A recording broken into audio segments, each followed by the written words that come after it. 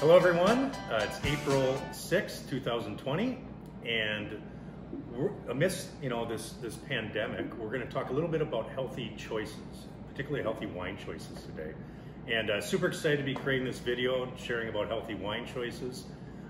First of all, we want to send a huge thank you to Krista Reimel of The Point and Chuck Runyon of The Point and Self-Esteem Brands.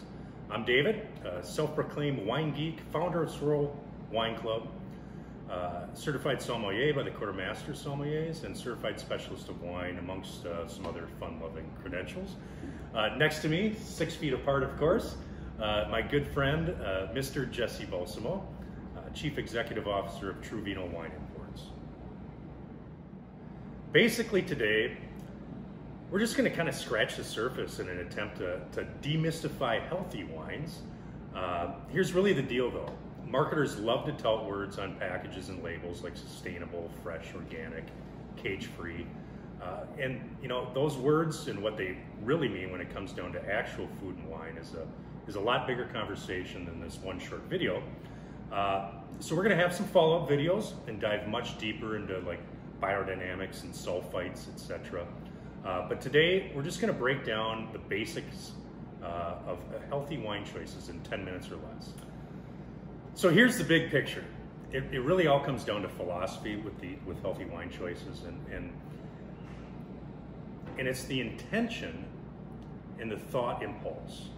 And I'm talking about from the farmer, from the winemaker, from the entire team. We're going to tackle a bunch of technical terms today, but remember KISS, keep it simple. There's like loads of overwhelming terms and technical data out there. But keep it simple, stupid. Also, let's recognize that we are in a complete paradigm shift right now. It's a wake-up call in the way that we think and what we can do to stay ahead of the curve. We've all got some choices to make, right? We're wearing hats. There isn't enough hair gel on the shelf to contain this flow. I haven't had my hair cut in like 8 weeks anyway. But we've got some choices to make when it comes to wine and food too. I just ask you to ask yourself some basic questions. Like, number one, when it comes to wine, do you like the wine? Is it of good quality? I think we're going to see an explosion of natural wine out there. But here's the thing. Wholesalers and retailers of wine operations, they're on super small margins, right? So just understand that if the price is low, it's likely that the quality of wine is also going to be low.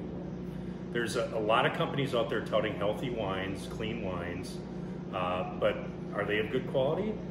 The good news is that you get to be the judge, right? So at the end of the day, do you like the wine? That's what matters, right? Beyond whether you like the wine on a quality basis, I'm going to submit to you the real deal healthy wines out there. They follow many paths, but really only one philosophy. And the main philosophy is super simple. Less is more. And I'm talking about the best efforts of everyone involved in making that wine to have a hands-off approach, right? So this philosophy, it's simply transcending wine from the soil or earth to your glass, and with the least amount of human intervention. What does this all mean?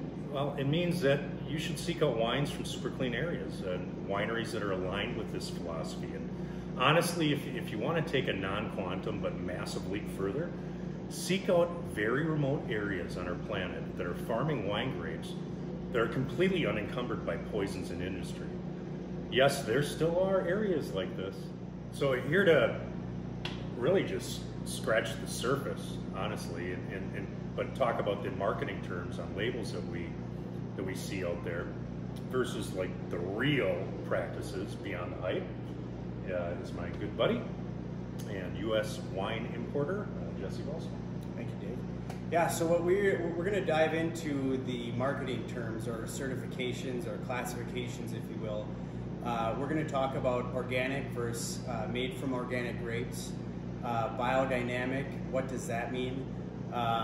Really, the whole concept here is we're talking about wineries and vineyards, grower wines, if you will, that are really focusing on their terroir and creating a self-sustaining ecosystem within their vineyard, so they don't need to rely on irrigation or chemicals or you name it for that plant to survive. The whole idea is to have a healthy plant, and it's a very difficult sea to navigate through with all of these terms. We're going to debunk the mystery of sulfites and sulfur, and we have invited some of our close friends, some winemakers that are extreme specialists in certain areas and really go in deep. But what we did is we put together a set of wines that really cover all of these marketing terms or certifications, if you will. There are some certified biodynamic wines. Again, biodynamics is paying attention to the lunar calendar and the biorhythm. Yeah, well, I've been personally following biodynamic practices for quite some time, and I think honestly this is where our follow-up videos are going to come in, where we have, like, for example, Nadia from Stellenbosch, who's a biodynamic winery producer, dive much deeper into biodynamics, right? So yeah, and we're also we've also invited Johan Fourie, who's a chemistry wizard, another winemaker friend of ours, who's going to really debunk the mystery around sulfites and sulfur and the impact that it has or doesn't have with our experience with wine. Yeah. And well, so with biodynamics, I think there's so many like cool elements and key elements and practices.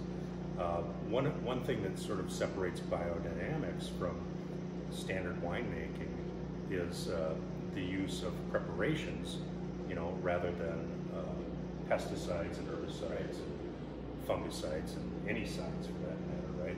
So in certain pockets of the earth where the disease pressure isn't so like astronomically high, you can actually use homeopathic preparations in the fields.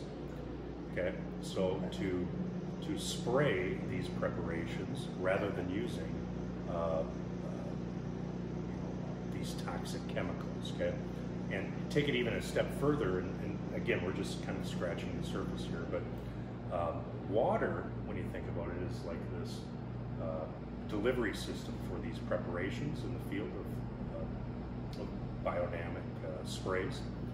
And not only are they using just like water as the mechanism to deliver the preparations to the plants, but they're actually restructuring the water. And I don't want to dig too deep into this, Jess, but you know, so think about this: if you're using water from your well or from a municipal provider, that water is pretty much dead.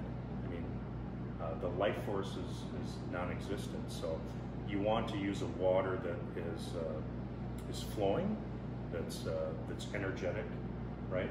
And an artesian water, if you will, would be a much better delivery system of these preparations. So a lot of these producers, Barbara from Cooper Mountain and Willamette Valley, amongst many around the world, they'll actually restructure the water through a cascade water vortex. Okay, right. So the water will come from their well and will be restructured through this cascade water vortex, energized, given that life source again, right? And that water then is treated with the homeopathic preparations and sprayed amongst the fields versus sulfur versus herbicides, pesticides. And what does all that mean? And really, it comes back to the philosophy. If you have a healthy plant, you have healthy fruit. As opposed to spraying it with chemicals, anytime you do that, you strip something away from nature. And if you have a healthy environment within a farm or a vineyard, you have the ability to do natural fermentations. And all of these wines that we put together for you are natural fermentations. It really is winemaking techniques before technology. It's not something new. This is something that has been happening for a very, very long time. And having a natural fermentation, you really preserve the pure character of the fruit from that specific site.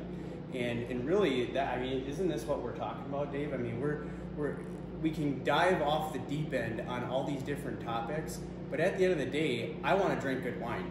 You want to drink good wine. I think we all want to drink good wine, and that's what we're searching for.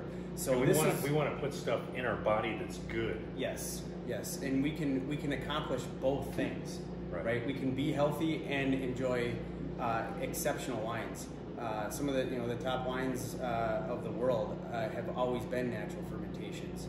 So again, we want to just set the record straight and give you a path or a direction on how to not only enjoy these, but then to find these on your own going forward.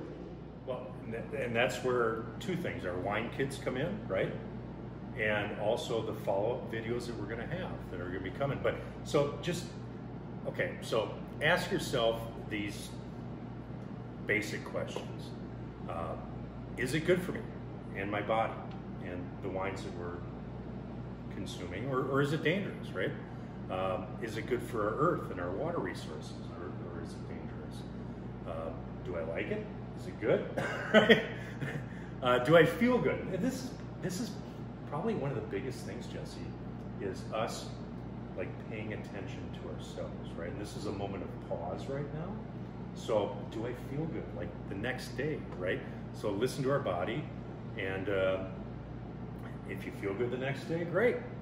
And drink up, probably. If you don't feel good, then skip the wine and try another one until you feel good the next day, right? What I like to say is wines that are made from natural fermentations that are done in a correct way. They're anti-hangover wines. They're drinkable wines. They're not 16% alcohol. They're wines that you can consume, and you don't have that milkshake effect. And we are talking about drinking a couple glasses. Yes. We're not talking about drinking wine. We're not talking about drinking 2 bottles a night here, right? So and we've got the kits, right? We do have the kits, and we're calling them clean and healthy kits. And there's a ton of terms out there, but I think clean is a new term that maybe we are creating, right? So Absolutely. These are clean and healthy wine kits. Yep. So if you go to swirlmywine.com, you can see what we put together. We've separated or packaged a couple different options. So there's a 3-bottle set, and then you have the opportunity for all 6 of them, and then up to a full case.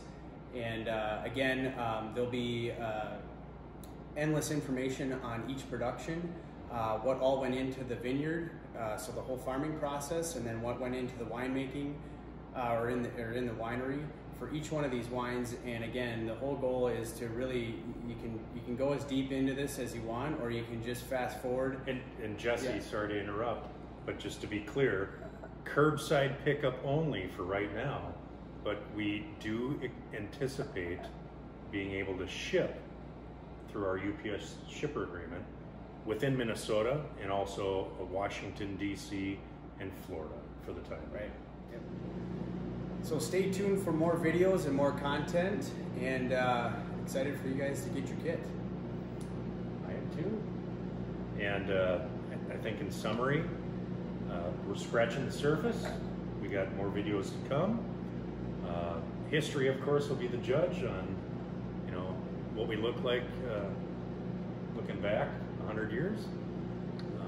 But I hope we're going to make good farming choices, my good friend Jesse. I think we're going to make good purchasing choices. I think the American people's waking up and understanding that this impacts our land and our children.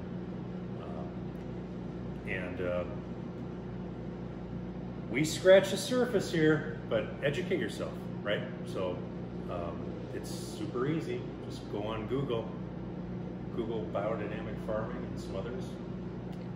Google knows everything. Hey, stay away from me, you filthy animal. Cheers, buddy. 6 feet. 6 feet.